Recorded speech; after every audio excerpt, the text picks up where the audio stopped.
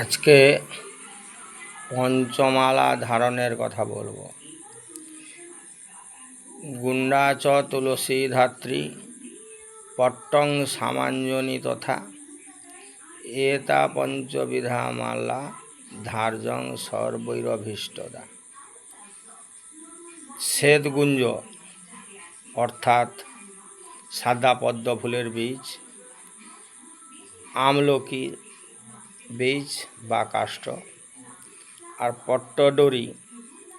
পট্টডরি শ্রীক্ষেত্রে পাওয়া যায়, পুরী ধামে অথবা বৃন্দাবনে। আর তুলসী তো আছে। আর সামাঞ্জনা বলতে শ্যামকুণ্ডের মাটি।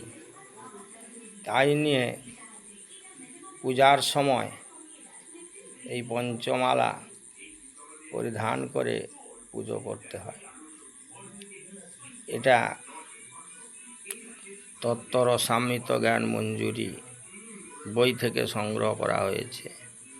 এটাও পুরাণ থেকে নেওয়া।